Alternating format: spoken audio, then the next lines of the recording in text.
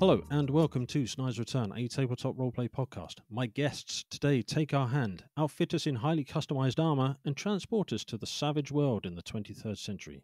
Here to form an alliance, squash arachnids, spend a weekend at Uncle Bernie's, and be my companion in all this carnage are managers and counsel of 23rd Century Productions, Tony Oliviera, Kurt Willis, and David Soruco. Thank you all for joining me. Thank you for having us. Thanks for having us. Thank you for having us. It's a genuine pleasure, guys. So I suppose the question I would like to understand is how each of you got into tabletop role-playing games and how you came together to form 23rd Century Productions, please.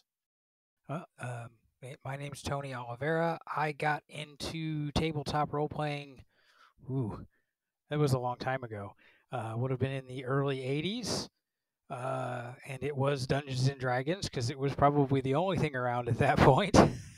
And I quickly decided that wasn't my genre the minute I saw games like Cyberpunk.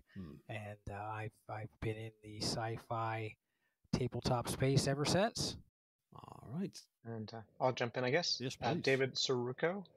My call sign is CDO. That's OCD in the proper alphabetical order, as it should be. And when I got into games, you think that 80s was early? No. I feel like I'm going to be in the skit for Yorkshire Men.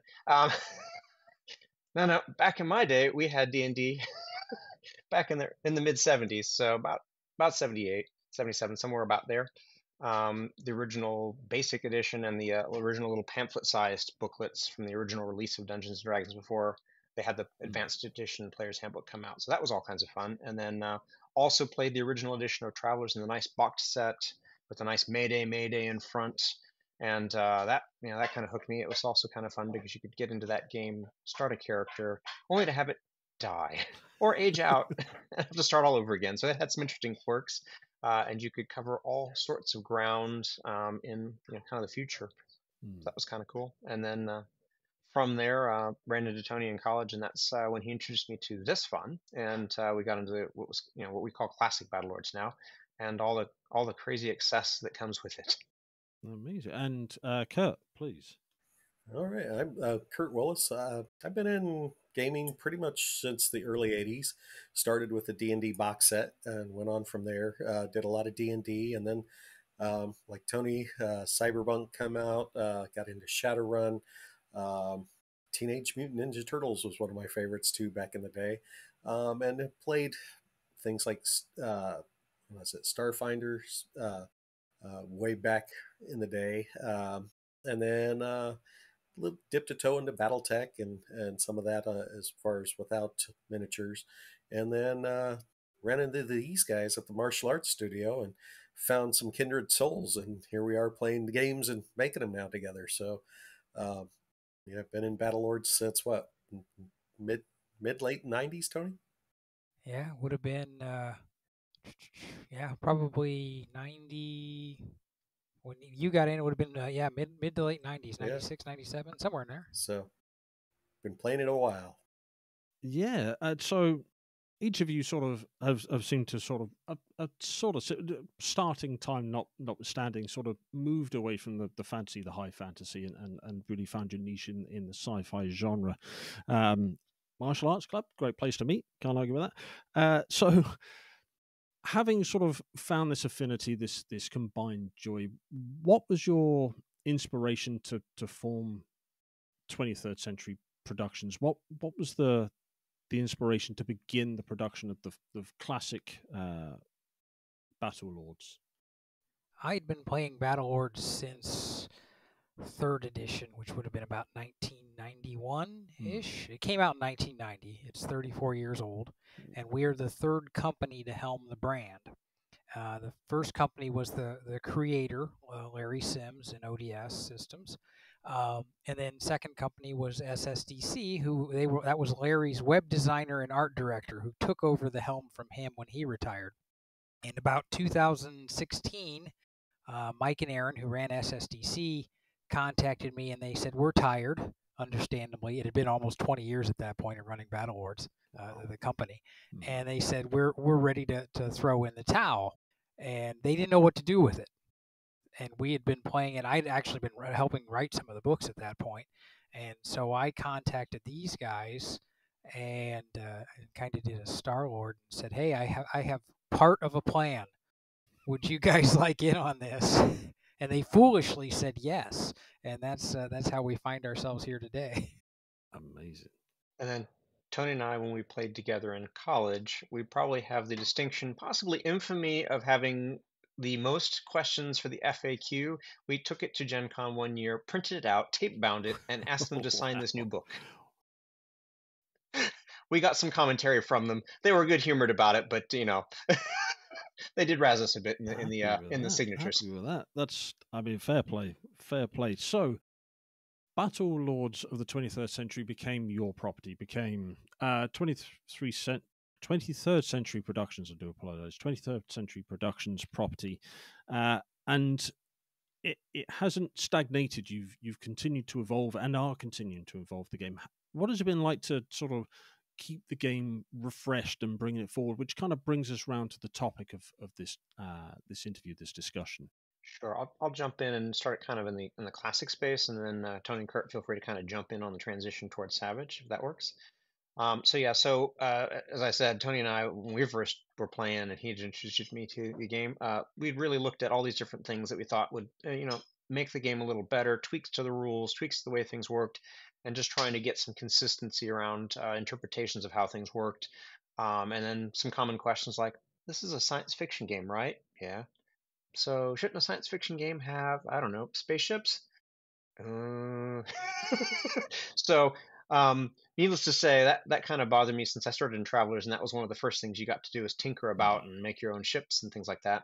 I thought, well, okay, I'm going to make something. So I did that, my own little homegrown thing. So I had some interest in that, and then decided I wanted to make my own types of weapons. So I started doing that, and kind of fiddle and fiddle and fiddle. And when this opportunity came along, it's like, well, I think we have some ideas we might be able to integrate here. And then then we started thinking about, well, there's more than one way to run this. So where do we go from here? And that's when we started looking at Savage.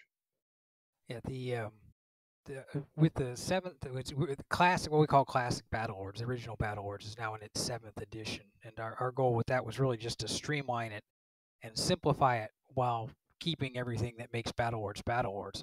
But once we've kind of gotten that done, we started, like Dave said, we started looking at other game systems, and it was kind of a no-brainer, particularly now, I guess, in hindsight, now, a no-brainer to choose Savage. I mean, the whole point of that game is fast, fun, and furious. Battlelords is over the top to begin with, and Savage also has a lot of flexibility, Savage Worlds, in terms of how it handles game mechanics. And when you're representing everything from mechanized battle armor to cybernetically enhanced aliens, spaceships and vehicles, you need something that's flexible, and it fit all our needs. And it was open source, so we could use the system, and that's where we started to develop what we call Savage Battlelords, which is the Battlelord setting for the Savage Worlds rule set. And the main reason we wanted to go that route is we're looking at it. I mean, Battlelords, we love the system, especially with the changes and updates that we've done to it. But, we've got 30 years of history, and nobody knows about this game. It's got a small hardcore following. So we wanted to kind of get the idea out, use that 30 years of history to kind of branch out and get new players in it. And so Savage Worlds is fast growing. It's got a lot of players. So we're like, hey, let's port it over there so they can enjoy this massive backstory that's in Battlelords, and, have fun with the tons of equipment, monsters, all that kind of stuff that are in it. So that was a big portion of it. Yeah, and then as part of our intent, we really wanted to keep the rule set of Savage Worlds wherever possible. We really wanted to fit within it rather than fit it within our system. And so that was a really intentional decision to really, wherever possible, even if we had to contort things for the way we would have done things in the classic space, contort things so that they actually work just fine within the Savage context, so that you can broadly just start with the Savage rulebook, and most of the things that we've got do work. or we'll call them spell-like abilities. They're called matrices in our context, but they work like special powers or spells or whatever. And Savage has a perfectly acceptable list. I don't think we had to add 3. very many. Keep me honest there, guys. 3. Right. So, we didn't change. We didn't, we have, little tweaks around the edges Yeah. to make it fit within our context, but broadly it's Savage. Where we really tweaked things quite a bit more was really around the armor and the weapons. That is really uniquely Battlelords, and it's probably the only game system that really your armor almost becomes a little like a second character in a sense. It really has a lot of things that you have to be aware of and think about. You don't just willingly grab something. Oh, I'm gonna suit a chain. I'm good. Yeah, there is an incredible amount of customization, and as you say, the Savage World system, which is fun in of itself, both within its game mechanics and its fun, fast, and fluid playing style and sort of enjoyment in that respect, seem to perfectly dovetail the two together. And this Kickstarter that's going on, this isn't like a Kickstarter to get Battlelords off the ground. As you say, this is a 34-year-old IP, or a whole ecosystem around which the game has established itself with the fan base you've mentioned.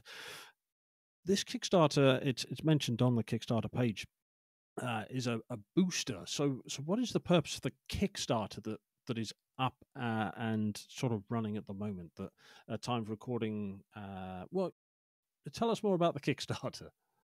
Sure. The Kickstarter is for the second printing of the Savage Battlelords books. There are 3, well, 4 now, but we probably underestimated the number of Savage Worlds players out there and the demand for the product.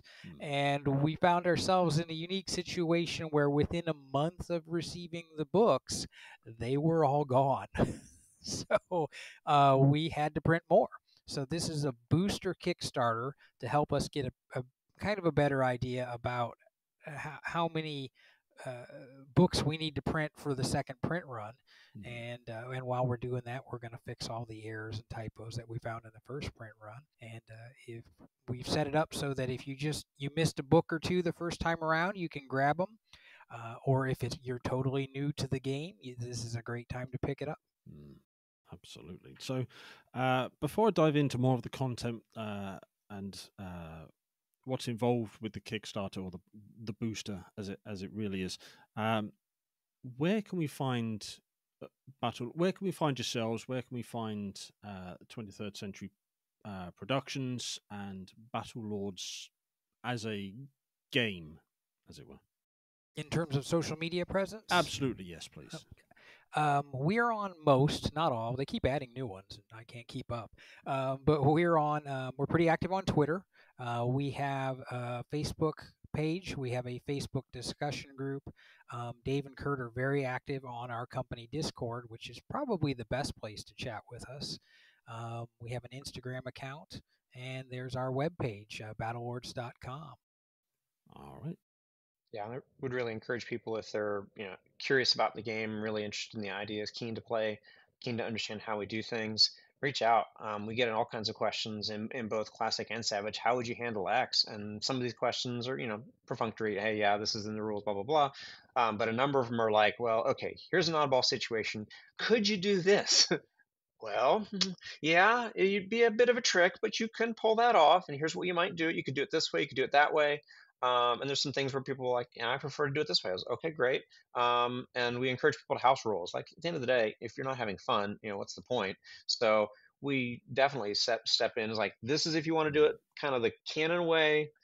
Here's ways you can make it more crunchy if you like crunch. Here's how you could do it kind of less crunchy if you want to just kind of blow through this but get some of the feel. And if you want to house rule it, here's some fun tweaks you could do. But be careful, and we'll tell people, this is why we've done it this way in Classic or Savage. And if you're tinkering with this, here are the implications of tinkering. So if this is likely to really mess with something critical, or if it's really just for feel. Like, if you don't want this kind of a feel, you want a different feel, you're not really going to destroy things. But if you change how armor works, that's going to have some significant changes in how things work, and it'll affect the effectiveness of weapons. It'll affect the way that you're going to have to deal with critters that are created for Battlelords, who are designed to go through set armor. So part of the thing we also tell people is, and Tony, you're going to have to jump in here, it's around when people bring Savage player characters from other settings into this. This is a little more lethal and gritty than most people are used to. Tony, you want to talk to that? Savage Battlelords, because the alien species, you can play over a dozen alien species in Battlelords, and they each have their unique abilities. And representing those abilities in Savage Worlds essentially makes them seasoned characters from the get-go. So that's the first kind of gotcha that we warn Savage Worlds players about. Your starting players are a little stronger than you're going to be used to. The other one is because Battlelords is essentially futuristic infantry armored combat. That's kind of our tagline, bringing futuristic infantry armored combat to Savage Worlds. Characters do not last long without their armor, and it's designed that way. Like Dave said, your character's armor is almost a second character. It's customizable. You can outfit it however you want, and we have to make Savage Worlds players aware, and this is in all of the books, so it's not a secret. If you come in and you're running around essentially in street clothes, even if you're a veteran character, the pulse cannon doesn't care. You're going to have a bad day, even with the bennies. So get a suit of armor. Just because you're a veteran character does not mean you can take on the biggest baddie in the game unarmored and win. For reference, that would be the sucks to be you, and if you run into one, it definitely sucks to be you. Your best bet is to run away quietly, because frankly, it may not notice you. If you shoot it, you'll draw its attention, and that's usually not a good thing. Nice. Relying on plot armor is not a good idea, I'm getting. And that's... Yes, that'd be correct. So you mentioned... Sorry, go on. I was going to say, and not only... the weapons and armor in the system are kind of over the top, but so's the medical gear. So if you get blown away and, the only things left is, your head, you're actually good. They can grow you a new body, or they can just slap you on give you a cybernetic body, and, you can walk out the door shortly. So understand, just because you think in normal Savage Worlds that you're dead, in Battlelords, we can rebuild you better, stronger, faster. Yeah, I'm happy with that. You're only mostly dead. We can work with this. Dave has a catchphrase for that. What is it, Dave? It's not now how often you die. Oh yeah, we tell people if they want to play Battlelords, it's not a question of if you die, when, or how often, and if you can afford to come back. So how often can you afford? The companies are quite happy to just tack on another year or two onto your contract. It's no big deal. We'll just extend that contract out a little bit, take a little bit out of your wages. It'll all be good. But you may have a phobia of the hat box afterwards. May have it before. Maybe. Before I dive into some of that and the content within the Booster Kickstarter, you mentioned there the variety and species you mentioned. Do you each have your own favored species within the world, within the setting? Mine is different in Classic and Savage because of the way they're modeled. In Classic, I tend to go with your regular old human, just because you can load them up on skills and they're very capable. But in Savage, I tend to lean towards the Eridani Sword Saints. So you've got this feudal samurai militaristic culture called these Eridani, and in Savage, you start adding those edges in, and there's nothing cooler than running across the battlefield in your armor, wielding your plasma sword in a berserker fury. You can do that in Savage Battlelords. In Classic Battlelords, that's probably going to put you in an early grave. For several pieces. Yes. Scooped up into a grave. Yeah, Please, next. Yeah, no worries. I tend to lean towards the what you refer to in a fantasy setting as the spellcasters. We have the Mizakans, who basically the Area 51 alien type, big-headed, gray-colored creatures have immense powers. They can destroy whole sections of space. By that I mean like multiple star systems if they're really in a tizzy about something. They get upset. It's not a good day for somebody. They don't do that lightly, but yeah, at higher levels they can do some pretty impressive things. And from their size, they also they get off easy on the cost of armor, which can be nice as well. But the guilty pleasure would also be the Fought. They're redneck rabbits with guns, and there's just a lot of fun to be had playing one of them. And finally, yeah, I'm with Dave on the Fought for classic Battlelords. Their stats are just about better than anybody else's as far as the bonuses, but everybody hates them. So it allows you to play the most obnoxious character you've ever thought of playing and have fun with it. It's kind of like the Kinder for Battlelords. So, and then when we go to the Savage Worlds, it's a toss-up. I do like my Pythonians in that because they can literally rip people limb from limb, and with a raise, you can literally chuck somebody about a half mile. So yeah, they're that strong. So if someone's been inspired by your preferences for species, the customization, the armor we've mentioned, Savage Worlds, is there something in place, a quick start, for example, where they could go and check out these rules and see if they fit in with their Savage World game, or if they just wanted to start within the Battlelords of the 23rd century sort of sphere? We've got free quick start rules available for both Classic and Savage Battlelords. They're on our website. They're on DriveThruRPG. They both include pre-generated characters and a short adventure, so you can kind of run through the game and see what it's like, see if you enjoy it. The quick start for Savage Battlelords also includes a list of all of the edges, I think all of the hindrances, and a list of all of the weapons and armor options that you can get. So just sort of a teaser for the amount of choices you have when playing in that sandbox. I'll jump in too. I think it also highlights, keep me honest here, Tony, in the quick start rules we include enough of the guns so you can see what the raises do, because each of the types of weapon systems we have different effects on a raise. And so you might have one that knocks people over, you might have another one that electrifies them, et cetera, et cetera. So gives you some flavor on what these different systems can do and why you need to customize that armor. Yeah, so there's just have a look at now. There's like a page and a half of weapons previews and all sorts of these sort of good things. So, I mean, this, as you said, the quick starter is jam packed with useful information, an adventure at the end, as you've mentioned. Fantastic artwork all the way through. Absolutely love the artwork. So highly recommend people go and check that out. There will be links to your website and to the Kickstarter and to your social medias down in the description below. So please scroll down, follow those links, download yourself a copy of either the Classic or the Savage Worlds quick start rules, and have a game now, today, tomorrow. Find a group. Check the Discord. I'm sure there's players on there waiting for GMs, or GMs waiting for players. I'm sure you guys will confirm that with me. Yes, indeed. Always somebody looking for a game. So we've mentioned a lot of content there, and that's just within the quick start. Going back to the Kickstarter, we've mentioned the core rules are getting a second printing. Then you have the Alliance setting guide, the Carnage companion, and then a fun one at the bottom.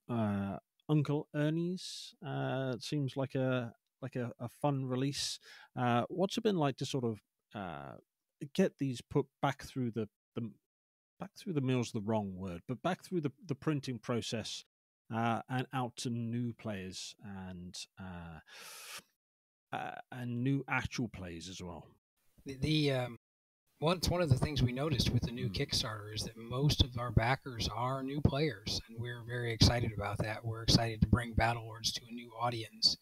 I'd like to say doing the books a second time is easier, but it's not. One of the reasons Dave has that call sign of CDO is because he is a exceptional editor, and he spots every little thing we missed the first time around. I'm trying to be lazy, but he keeps on me about putting out at least one book a year. So that's what we're doing. Fair enough. So from these books, one of them I mentioned there, the Alliance Setting Guide. If anyone's sort of like sci-fi but not quite engaged, would you mind sort of giving us a brief outline of the Alliance setting and how that sort of plays into the wider narrative of what's going on? There is a meta narrative mentioned on the Kickstarter. We don't need to go into that, but just the outline of the Alliance and all that sort of good stuff, please. Yeah. Happy to jump in, Tony, Kurt, just jump in and add things because there's lots of layers to this. But the basics, starting at the most simple, dystopian, not utopian. So there's a whole bunch of companies out there. They run everything. Everyone's become a number. There's no such thing as OSHA. Oh, we don't need a railing. I'll just hire another guy if they fall over. Oh, another one fell off. Get another guy. Too many fell off. It's becoming a bother to me. Let's go ahead and put a railing in, I guess, but I'd really rather not. It's kind of expensive. So life is cheap, and people are put to drudgery and keeping things going. There's a intergalactic war going on that a lot of people's efforts are being directed to. Colonies are being put out there constantly to spread out and garner new resources, and establish populations in new places to spread out, just to make sure if something goes wrong that at least somebody survives.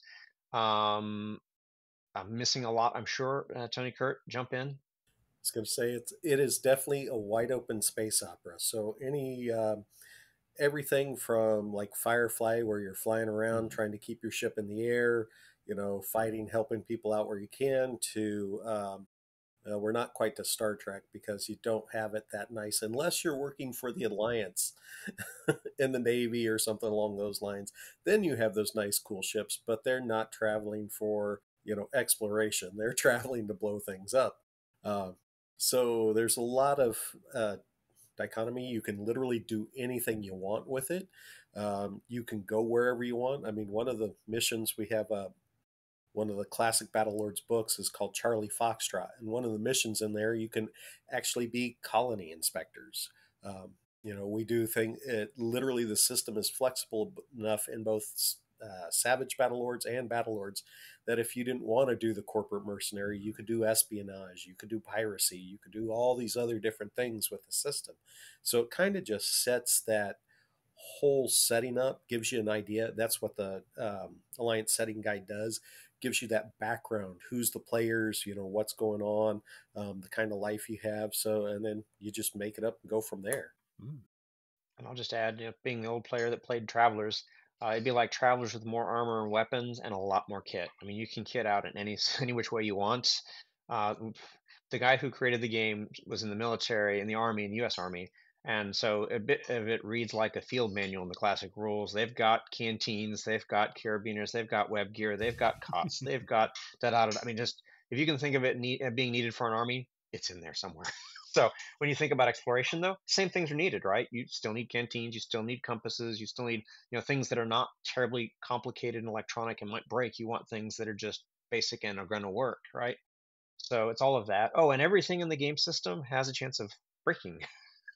Things are built by the lowest bidder, and you know what? Maybe that wasn't the day for your lot. Maybe your lot was a not so good lot of this particular thing, and well, sorry. The Kickstarter currently, at time of recording, is over $9,000 backed, which I think your initial target was like $1,000. So you'd like to smash this out of the park with some fantastic support, and it's still going. So when does that Kickstarter /booster, when does that close, just for reference for listeners? We've got 20 days, I believe, before it's done. So yeah, it will. We're 20 days out from the close, so plenty of time to get in, and Absolutely. And lots of stuff to choose from. And I'll just add, the whole purpose of this, as we said, was a reprint. So it's not like people are going to be, when people start a new thing, there's usually a period of time we were waiting and all that. We've already done all the editing. We've already done all the printing. Actually, we're waiting for the books to arrive at this point. They're on a boat. So yeah, working their way from Europe to the US. So we'll have them in hand soon. Yeah, I'm sure. I think there's been some shipping issues worldwide in the recent times. So I'm sure there's just sort of the catch up on the backlog. So this is where we are. So we've spoken about Classic Battlelords there for a brief time, and how you sort of converted and taken Battlelords of the 23rd century into the Savage Worlds gaming system. What's next after this Kickstarter, this booster? What can we expect to see down the line, future releases or products from your good selves to support either this or a different IP if you have something you're working on? I'm going to need a nap first. Yeah, see, there No it naps. goes again. Back to it. But we just finished the Kickstarter for Uncle Ernie's Arm Summer catalog, and I think that's probably our prettiest book to date aesthetically, and that is a collection of cybernetically augmented and bioengineered killing machines that Uncle Ernie and his minions distribute for fun and profit, and you can use them as monsters in your Battlelords game or your Savage Worlds game.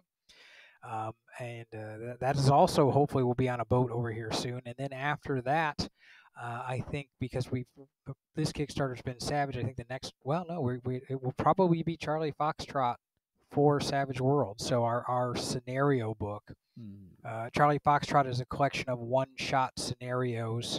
Each scenario, you play a different occupation and a different sort of power level within the game. So you can see what's available in the Battlelords universe. Like Kurt said, mercenaries, soldiers, pirates, and spies are the big four.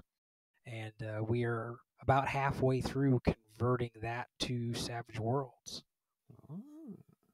Yep. So we're looking for that in the second half of the year. We've also got some other stuff in early development, character books with archetypes, and also looking at species guides. So those are things that are in early stages of development. And we'll provide additional insight into the different species and fun things for people to bring in from a setting perspective as well. Wow, well, a lot to look forward to, especially when the ship comes in, as it were. So you had to. Yeah, I did. I really did. I couldn't help myself. So that's all to look forward to. So you've been told you can't sleep, but do you get any downtime? Are you always on? Is this that treadmill of not disposable, because that's the Battlelords thing, but always at the grindstone, or do you get time to sort of unwind and relax away, or do you go to the table to relax, the tabletop? We have a what I call a faux vacation once a year, and it's when we quit working on developing product for Battlelords, and we go to Gen Con, and we spend months preparing to run Battlelords games at Gen Con. So it's not it's downtime in terms of we're not producing anything while we're at the conventions and running at conventions and prepping for them, but we're not we're still working. Yeah. We're not taking a break. I allow 1 hour we still every are quarter. producing because So we're making up.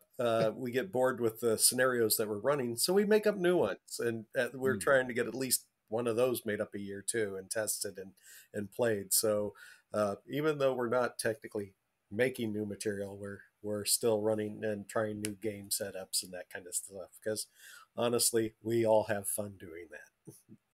That is amazing. So you go from production of the books into generation of interest around the product, and therefore that leads into more production. I can see how the cycle perpetuates. It sounds grueling, and I respect you for it.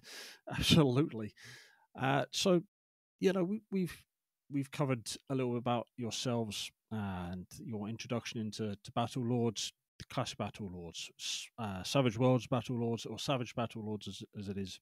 The Kickstarter, which is a booster for the second printing, and future works releases, and the fact that we can find you at Gen Con still working and having just an hour a quarter off, apparently, is the allocation. Is there anything that we haven't spoken about that we'd like to bring up now in this interview, just in case I've missed anything? I think you've already mentioned one of the things I always like to tell people is I think the art in the book is fantastic, and we try and put as much of that in the quick start guides as we can, so you can see it for free. If cool sci-fi art is your thing, download a copy, take a look. It might get you interested in the game. And we also have free out through Drive-Through RPG. There's a free copy of all the interior artwork for the core rules, which should be scattered across the 3 books in Savage. And then the other thing I like to remind people is that even if Battlelords, the setting, isn't your thing and you're a Savage Worlds player, we've come up with a lot of cool mechanics, game mechanics, rule mechanics, and those are all transplantable, I should say, into any other Savage Worlds game or setting. If you need aliens or armor or weapons or a ton of gear, vehicles, spaceships, those are all things we have. I know Pinnacle just did a booster for their new edition of the Sci-Fi Companion. So if you like Savage Worlds Sci-Fi, check us out. There's probably something in there that you would like. And we had to come up with some unique ways of solving game mechanic problems that I don't even think the Pinnacle people have done. So there's a lot of ablative stuff in classic Battlelord stuff that gets worn down over time, and Savage Worlds doesn't do that. So we had to come up with some new mechanics, new ways of dealing with that, and I think we were pretty successful. Yeah, absolutely. I think it's on the Kickstarter page. Scroll down towards, I think it's towards the bottom around Uncle Ernie's, about taking sort of things like Uncle Ernie's content and dropping it into Deadlands, for example, which I think is such a fantastic use of one Savage Worlds, your content and its flexibility within the sort of universe that Savage Worlds allows GMs and gaming groups to create. So it's definitely piqued my interest. I definitely have to say that. So we can have your Kickstarter support until the end, and then the product supported through until you decide that the Battlelords is no longer for you. Touch wood, that's never. Where can we find Savage Battlelords? Where can we find Battlelords of the 23rd Century? Where can we find your good selves on social media and the interwebs, please? Sure. Our website is battlelords.com. Or you can go to 23rdcentury.net, which will take you to the same place. We can get you a link to our Discord. It is a private Discord, but we'll get you a link that you can share. And anybody who wants to jump on the Discord, our Twitter handle, I believe, is Battlelords RPG. And Instagram is probably best just to search for Battlelords, because we have a really long Instagram name that I need to shorten. I think it's something like Battlelords _of_the_ 23rd Century, and eventually they said no more letters, and we had to stop.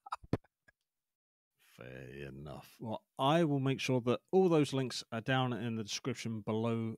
So please scroll down, follow those links, support 23rd Century Productions, support Savage Battlelords, Classic Battlelords, support this fantastic team, the Kickstarter. If you're able to get in before the Kickstarter booster closes, which is in about 20 days from time of recording. Thank you so much, Tony, David, and Kurt, for joining me today. It's been a real pleasure to get an insight into not only your conversion to Savage Worlds, the Quick Start, the Kickstarter, the booster, and all the fantastic products you have coming down the line. So thank you so much. Thanks for having us. Thanks again for having us. Thank you for having us. Thank you for listening. If you'd like to learn more about the show, then go to www.snydersreturn.squarespace.com. Alternatively, you can find us over on Twitter @ReturnSnyder. We have a Linktree link in the description of this episode. And if you want to support us, come and join us over on Patreon. And we also have a Discord server. Please leave us a review, because we'd love to learn how to improve the channel and provide better content out for those who are listening. Until we speak again, thank you.